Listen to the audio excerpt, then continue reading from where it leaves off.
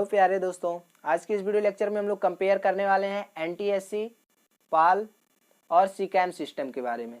ठीक है, NTSC system और पाल, उसके बाद सीकैम, इन तीनों को कंपेयर करेंगे क्योंकि बहुत ही इंपॉर्टेंट टॉपिक है।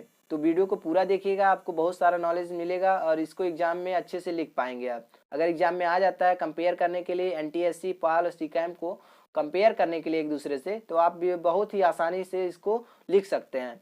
तो चलिए सबसे पहले देखते हैं इसका नाम क्या है, फुल नेम इसका। एनटीएससी का पूरा नाम क्या है, पाल का पूरा नाम क्या है, सीकैम का पूरा नाम क्या है। तो सबसे पहला जो हम लोग का पॉइंट होगा वो फुल नेम होगा, फुल फॉर्म होगा। तो एनटीएससी का जो फुल फॉर्म होता है नेशनल टीवी सिस्टम कमेटी होता है। ठीक है, एनटीएससी का जो फुल फॉर्म होता है क्या होता है, नेशनल टीवी सिस्टम कमेटी होता है। अब दूसरा पॉइंट इसमें जो पाल है, पाल का फुल फॉर्म क्या होता है, फेज अल्टरनेशन बाय लाइन। ठीक है, PAL, पाल जो है उसका फुल फॉर्म क्या है, फेज अल्टरनेशन बाय लाइन। अगर हम यही बात कर रहे हैं सीकैम का फुल फॉर्म, तो सीकैम का फुल फॉर्म होता है सिक्वेंशियल कलर विथ मेमोरी। ठीक है, और विथ के जगह पे कहीं कहीं एंड भी देता है, तो सिक्वेंशियल कलर एंड मेमोरी भी कर सकते हैं, सिक्वेंशियल कलर विथ मेमोरी भी लिख सकते हैं, कोई दिक्कत नहीं है, दोनों सही है। अब हम लोग का दूसरा पॉइंट होगा इसे कब डेवलप किया गया था, एनटीएससी को कब डेवलप किया गया था, पाल सिस्टम को कब डेवलप किया गया था, सीकैम को कब डेवलप किया गया था और किसने डेवलप किया था, किस देश ने डेवलप किया था, इसको भी हम लोग समझते हैं। तो जो एनटीएससी सिस्टम था उसको कब डेवलप किया गया था, 1957 में इसको डेवलप किया गया था। किसने डेवलप किया था, यूएसए के ने। ठीक है, यूनाइटेड स्टेट ऑफ अमेरिका। जो एनटीएससी है उसको डेवलप किया गया था 1957 में, और किसने डेवलप किया था, यूएसए ने इसको डेवलप किया था एनटीएससी को। अगला जो पॉइंट है पाल, पाल को कब इंट्रोड्यूस किया गया था, कब डेवलप किया गया था, तो 1967 में। ठीक है, 1967 में इसको डेवलप किया गया था पाल सिस्टम को। और किसने डेवलप किया था, जर्मनी ने इसको डेवलप किया था। इसके बाद जो अगला है वो आपका है सीकैम। सीकैम को कब डेवलप किया गया था, तो 1970 में इसको डेवलप किया गया था। सीकैम को 1970 में डेवलप किया गया था, और किसने डेवलप किया था, फ्रांस ने डेवलप किया था। ठीक है, तो ये तो हो गया इसका डेवलपमेंट, कब हुआ था और किस देश ने किया था। ठीक है, इसके बाद हम लोग समझते हैं तीसरा पॉइंट वेटेड सिग्नल। तो तीनों का अपना अलग अलग वेटेड सिग्नल होता है, और कौन सा वेटेड सिग्नल है, कौन कौन सा इसमें हम लोग सिग्नल यूज करते हैं, इसको हम लोग समझते हैं। तो जो एनटीएससी है उसका जो वेटेड सिग्नल होता है आई और क्यू होता है, और इसका वैल्यू भी कुछ होता है। तो आई इक्वल टू होता है 0.74 ब्रैकेट में आर माइनस वाई, फिर माइनस 0.27 बी माइनस वाई, और क्यू का जो वैल्यू होता है इक्वल टू 48 ब्रैकेट में R minus Y plus 0.41 B minus Y. तो ये दोनों आपके वेटेड सिग्नल होते हैं। अगर हम लोग बात कर रहे हैं एनटीएससी में, तो जो वेटेड सिग्नल होता है आई और क्यू होता है।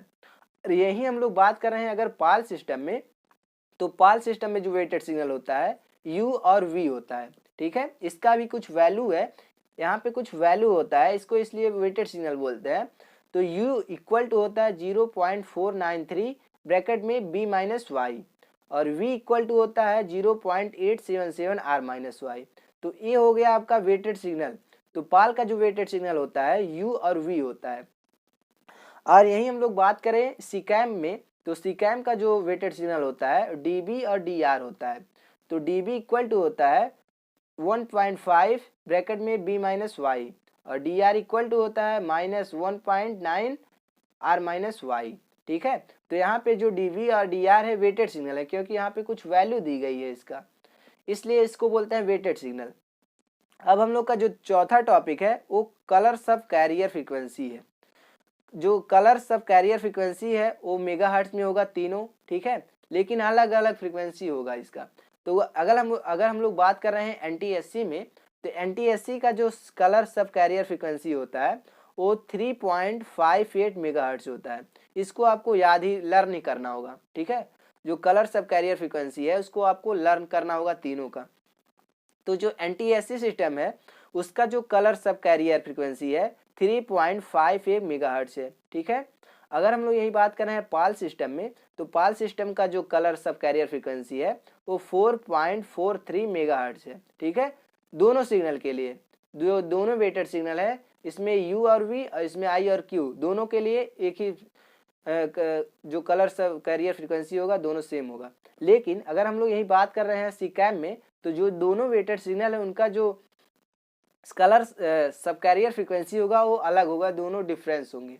ठीक है, तो इसका जो डी आर है वो इसका जो कलर सब कैरियर फ्रीक्वेंसी है वो 1.4062 मेगाहर्ट्ज होगा, और जो डी बी है उसका जो कलर सब कैरियर फ्रीक्वेंसी है वो 4.25 मेगाहर्ट्ज है। ठीक है, तो जो डी आर और डी बी है इसके लिए सीकैम में जो कलर सब कैरियर फ्रीक्वेंसी है वो डी आर के लिए अलग है और डी बी के लिए अलग है। अगला हम लोग देखते हैं 5वां नंबर, मॉड्यूलेशन यूज। कौन कौन से मॉड्यूलेशन तकनीक का यूज करते हैं, एनटीएससी में कौन सा मॉड्यूलेशन यूज होता है, पाल सिस्टम में कौन सा मॉड्यूलेशन यूज होता है, और सीकैम में कौन सा मॉड्यूलेशन तकनीक यूज होता है। तो यही हम लोग बात करें एनटीएससी में, तो एएमएससी का यूज होता है, एम्पलीट्यूड सप्रेस कैरियर का यूज होता है। ठीक है, एम्पलीट्यूड मॉड्यूलेशन का यूज होता है इसमें। पाल सिस्टम में भी एम्पलीट्यूड मॉड्यूलेशन का यूज होता है एएमएससी का। और सीकैम में क्या होता है, एफएम का यूज होता है, फ्रीक्वेंसी मॉड्यूलेशन का यूज होता है एफएम में। अगला हम लोग का जो पॉइंट है 6वां पॉइंट, वो रेफरेंस एक्सिस। तो जो एनटीएससी का रेफरेंस एक्सिस होता है माइनस ब्रैकेट में बी माइनस वाई होता है। ठीक है, और यहीं पे अगर हम लोग बात करें जो पाल सिस्टम है उसका भी जो रेफरेंस एक्सिस है माइनस ब्रैकेट में बी माइनस वाई है। लेकिन जो सीकैम है उसका जो रेफरेंस एक्सिस होता है इसमें रिक्वायरमेंट नहीं होता है, इसका जो रेफरेंस एक्सिस होता है इसमें नहीं होता है। ठीक है,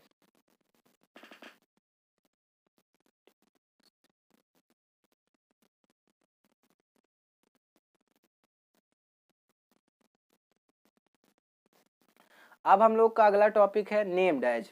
तो एनटीएससी को भी एक नेम दिया गया है, पाल को भी एक नेम दिया गया है, लेकिन सीकैम को एक नेम नहीं दिया गया, क्योंकि जो एनटीएससी था वो अमेरिका के द्वारा डेवलप किया गया था, इसलिए इसको अमेरिकन नाम दिया गया था। ठीक है, और जो पाल सिस्टम था उसको यूरोपियन कहा गया था। ठीक है, यूरोपियन स्टैंडर्ड नाम दिया गया था, और जो एनटीएससी सिस्टम था उसको अमेरिकन स्टैंडर्ड नाम दिया गया था। लेकिन सीकैम को अभी इसका स्थान खाली है, किसी का नाम नहीं दिया गया यहाँ पे। अगला जो पॉइंट है वो मॉड्यूलेशन सीक्वेंस है। तो अगर हम लोग बात कर रहे हैं मॉड्यूलेशन सीक्वेंस में, तो एनटीएससी का जो मॉड्यूलेशन सीक्वेंस होगा आई प्लस जे क्यू होगा। ठीक है, और जो पाल का मॉड्यूलेशन सीक्वेंस होगा यू माइनस जे वी होगा और यू प्लस जे वी भी होगा। ठीक है, तो जो मॉड्यूलेशन सीक्वेंस होगा पाल के लिए तो यू माइनस जे वी और यू प्लस जे वी होता है।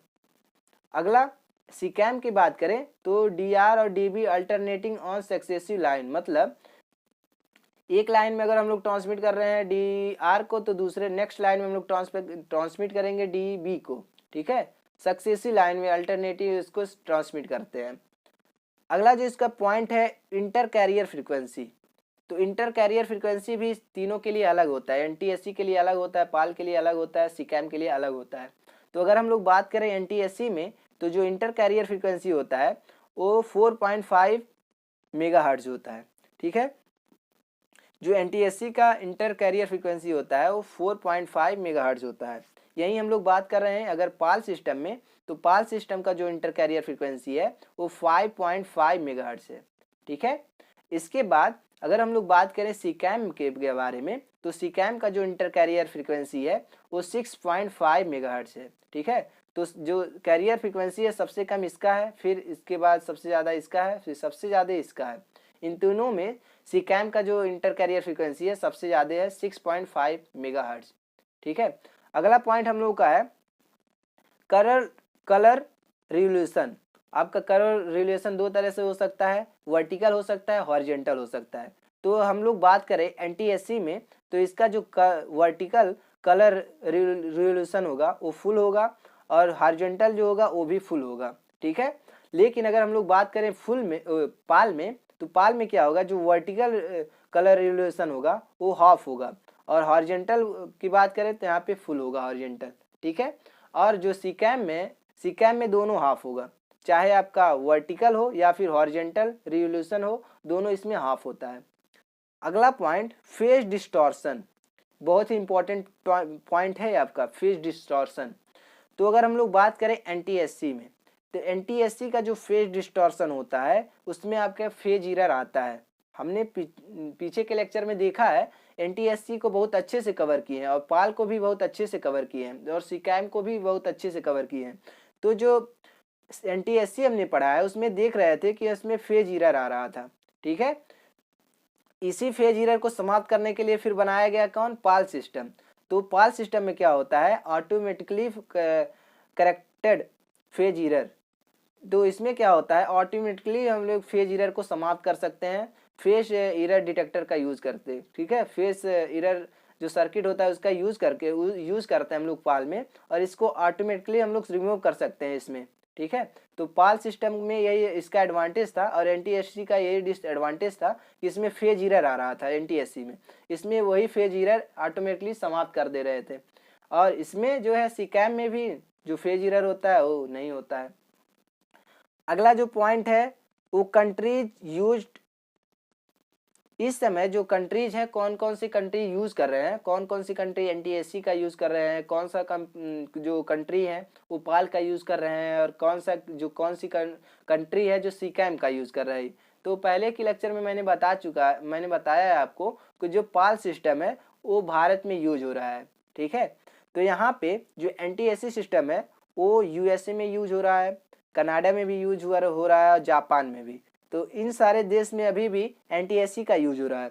अगर यही हम लोग बात करें पाल का, तो जो पाल सिस्टम है वो इंडिया में यूज हो रहा है, यूके में और ऑस्ट्रेलिया में भी इसी का यूज हो रहा है पाल सिस्टम का। और यहीं पे हम लोग बात करें सीकैम का, तो सीकैम आपका फ्रांस में यूज हो रहा है और रसिया में यूज हो रहा है। रूस में और फ्रांस में जो है सीकैम का यूज हो रहा है, इंडिया, यूके, ऑस्ट्रेलिया में आपका पाल का यूज हो रहा है, और यूएसए, कनाडा और जापान में एनटीएससी का यूज हो रहा है। बस यही है बेसिक डिफरेंस आपका तीनों में, एनटीएससी में, पाल में और सीकैम में। बेसिक डिफरेंस आपको इतने सारे पॉइंट हैं। अगर आप इतने सारे पॉइंट से मान लेते हैं अगर 10 पॉइंट होंगे, अगर 10 पॉइंट में से आप 6 पॉइंट 7 पॉइंट अगर आप बड़े अच्छे से लिख देते हैं, एकदम सही सही लिख देते हैं, तो पक्का है आपको जो 4 नंबर का अगर 3 नंबर का क्वेश्चन है तो उसमें मिलेगा अच्छा खासा नंबर, ठीक है। तो आई होप यह वीडियो लेक्चर आपको अच्छे से समझ में आया होगा कि एनटीएससी पे पाल उसके बाद सीकैम में क्या डिफरेंस होते हैं। बहुत आसान शब्दों में आप समझ पाए होंगे। तो अगर वीडियो समझ में आया होगा तो वीडियो को लाइक कीजिएगा, चैनल पर नए होंगे तो चैनल को सब्सक्राइब कर लीजिएगा, क्योंकि इसी तरह का वीडियो लेक्चर आगे भी आता रहेगा। तो मिलते हैं नेक्स्ट वीडियो में, तब तक अपनों का ख्याल रखें, अपना ख्याल रखें, अपनों का ख्याल रखें, पढ़ते रहें, मस्त रहें। जय हिंद।